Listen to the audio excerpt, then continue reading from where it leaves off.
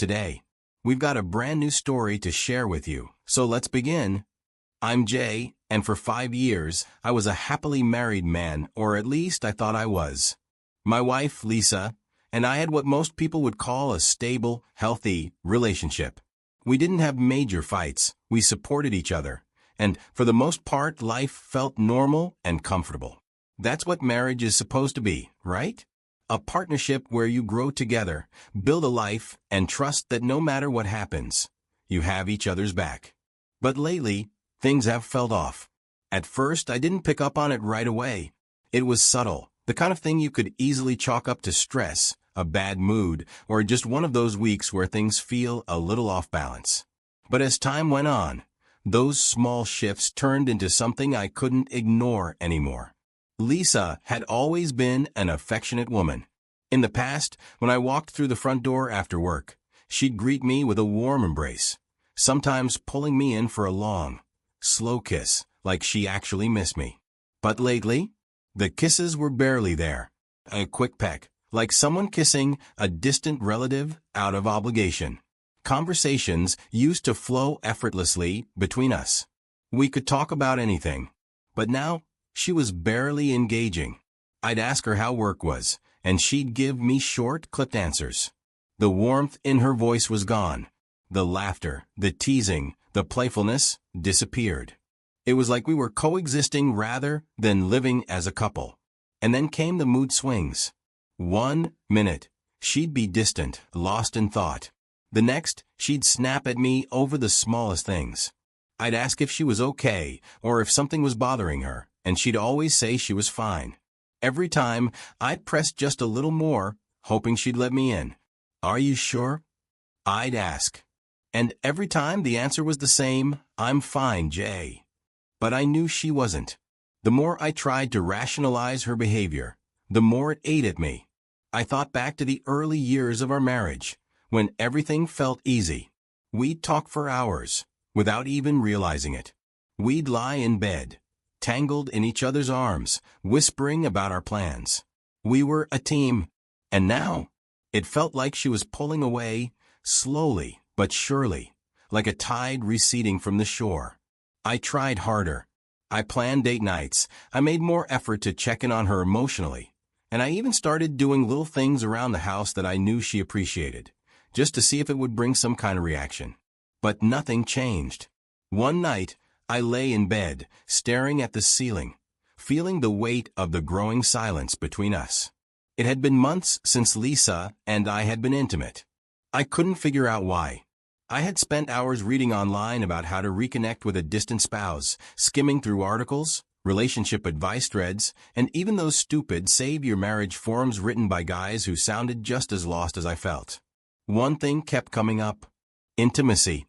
Apparently, physical touch could rekindle emotional closeness. The logic made sense. Lisa and I had barely touched each other lately. No warm hugs, no playful teasing, just those quick, empty kisses that felt more like an afterthought than an actual expression of love, and those were not consistent either. So, I decided to try something simple. I reached out and gently took her hand. Just a small gesture, nothing forceful. The second my fingers brushed against hers, she jerked away, like I had burned her. "Just leave me alone." Her voice was cold. I turned to my side and decided to put in more effort. "Lisa, talk to me." My voice was soft and careful. "What's wrong? Did I do something?" She didn't turn to look at me. She didn't move. She just lay there rigid, like she was waiting for me to stop talking. I reached out again, this time just placing a hand on her shoulder, desperate for her to look at me, say something. Anything that would make this moment feel less like a nightmare. And then, she snapped. She whipped around, her voice sharper than I had ever heard it before. "Don't touch me. I can't stand you." The words hit me like a sledgehammer to the chest. I actually felt my body tense, as if I had been physically struck. I searched her face, desperate for any sign that she didn't mean it, that she had misspoken, that it was just frustration talking. But there was nothing there, just cold, detached disgust. I couldn't even respond. My mind just shut down. I rolled onto my back, staring up at the ceiling, completely numb. And for the first time since we got married, I wasn't sure if it could ever be fixed. I stopped asking questions. Not because I didn't want answers, but because I already knew I wasn't going to get them. It's like I am just a roommate rather than the man she had once claimed to love. So I decided to watch instead of ask. I paid attention to the small details in the days that followed. Lisa had started falling asleep in random places. She'd doze off at the dining table, her head resting on her folded arms, while her laptop sat open in front of her. I once found her asleep on the couch in the middle of the afternoon, her phone still clutched in her hand, screen dimmed from inactivity. That wasn't normal. Lisa had never been the type to just knock out anywhere like that. Then, there were the mornings. She always looked exhausted, even after getting a full night's sleep.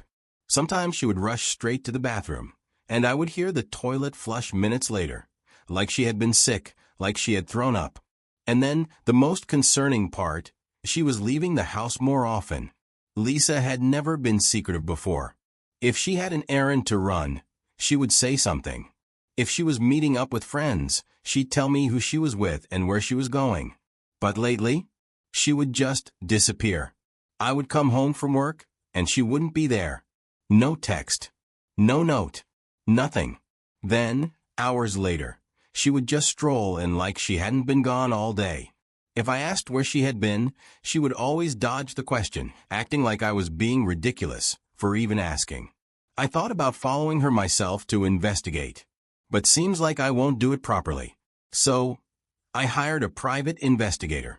It took a week. "We have confirmation," the investigator said. And just like that, everything made sense. Lisa was seeing someone else. This was the answer I had been searching for. This was why she couldn't look at me anymore.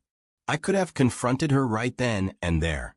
I could have thrown the evidence in her face, demanded an explanation, and watched her squirm under the weight of her own betrayal.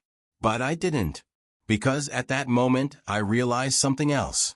She had already made her choice. She had already decided I wasn't enough. And I wasn't about to sit there and beg a woman to love me when she had already handed that love to someone else. No, she didn't deserve a fight. She deserved to be blindsided. I made my decision right then and there. I was going to divorce her, and I was going to make sure she never saw it coming. The house was quiet when I walked in one evening. I had left work early, determined to find a missing document I needed for the divorce process. My lawyer had asked for it days ago, and I had been putting off looking for it. I went straight to our bedroom, heading to my side of the closet where I kept all my important paperwork. I rummaged through the shelves, flipping through folders, and checking between stacks of old receipts and bank statements. Nothing. Frustrated, I sighed and ran a hand over my face. Maybe I had left it somewhere else. Then a thought struck me. What if Lisa had accidentally put it with her things? It wouldn't be the first time something of mine ended up on her side of the closet. Without thinking much of it, I turned to her side and started checking through her things. But what I found instead knocked the air out of my lungs. There, tucked inside a plain, white envelope, was a pregnancy scan result. For a few seconds, my brain refused to process what I was looking at. Lisa was pregnant. My hands trembled as I slowly pulled the paper out, my eyes scanning the details. Over a month along, I felt my heartbeat hammering against my ribcage. She never told me. Why? I read the date on the ultrasound. My mind started calculating, putting together the timeline. Was this why she had been so distant? Was this why she had snapped at me that night in bed? Why she had looked at me like I was a stranger she couldn't stand? And then a far more terrifying thought lodged itself into my brain. Could it even be mine? This couldn't wait. I couldn't sit on this information, couldn't pretend I didn't know. I needed answers now. I didn't even remember how the rest of that evening passed. Time blurred together, and all I could do was sit there, trying to keep my thoughts from spiraling into something darker than anger. The sound of keys rattling at the door brought my thoughts back. The door swung open, and Lisa stepped inside, completely unaware of the storm waiting for her.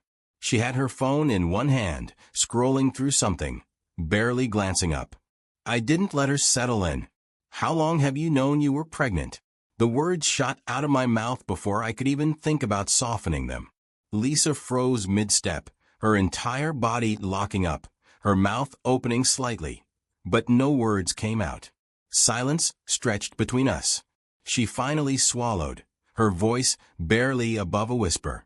I was preparing to tell you." I laughed. "Preparing?"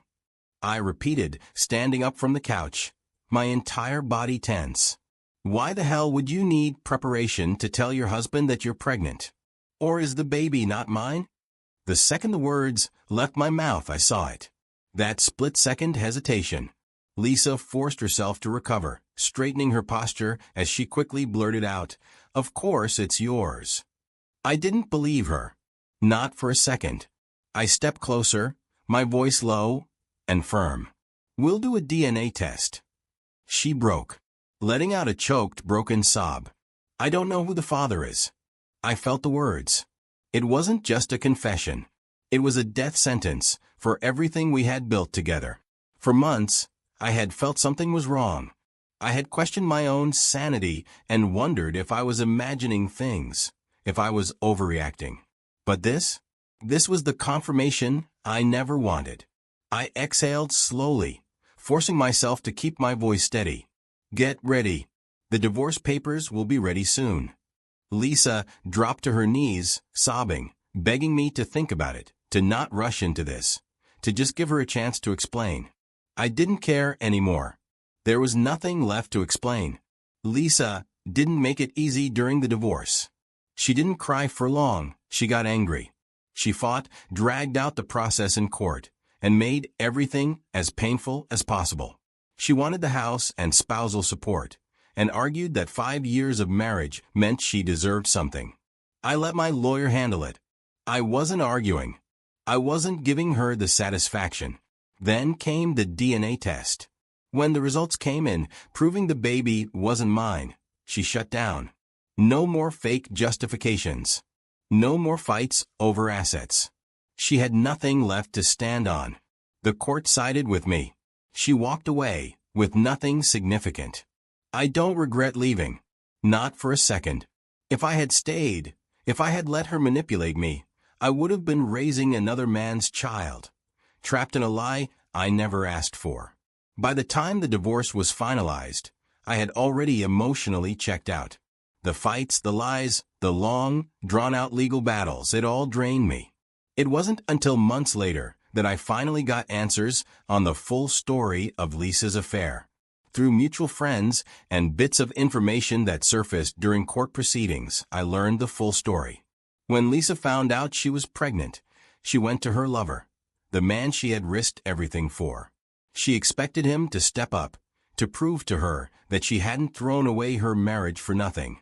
Maybe deep down, she hoped he'd tell her they could be a real family, that he'd be the one to take care of her now that she had burned her bridges with me. But reality hit her hard. Her lover didn't want the baby. He told her, flat out, to get rid of it. He wasn't ready for a kid. He didn't want the responsibility. He wasn't about to rearrange his life for her. Lisa was shocked. She had convinced herself that leaving me meant she was heading toward something better, that she was walking into a new life where she'd finally be happy. But instead, she realized she had destroyed everything for nothing. And that's when she snapped. Instead of blaming herself for her choices, instead of facing the fact that she had made the worst mistake of her life, she let that anger fester, and she turned it on me. That's why she became distant. That's why she couldn't look at me. That's why she said she couldn't stand me. It had nothing to do with me. She was mad at herself. Mad that she had bet on the wrong man. Mad that she had given up a stable, committed husband for someone who tossed her aside the moment things got real. And I was just the easiest target for all that bitterness, regret, and self-hatred. She wasn't disgusted by me. She was disgusted by herself. But by the time I realized this, it didn't matter anymore. By then, I had already walked away. I'm grateful I paid attention. If I had ignored the signs, I could have been raising another man's child right now. That's the reality. Some men look away. They ignore the gut feeling when something feels off. They convince themselves that their wife or girlfriend is just going through a phase and that she'll come back to them eventually. But let me tell you something. If someone doesn't want you, you'll feel it. I felt it. And I'm glad I listened. It's better to be divorced than to raise a child born from betrayal. That's my truth. That's my lesson. And if you've made it this far into the story, I want to hear from you. Would you have handled it differently? Would you have forgiven her? Or would you have done exactly what I did? Walk away knowing you deserve better? Drop your thoughts in the comments. Let's talk about it. And if you found this story worth sharing, hit that like button, subscribe, and send it to someone who might need to hear this today. Thanks for watching. Until next time.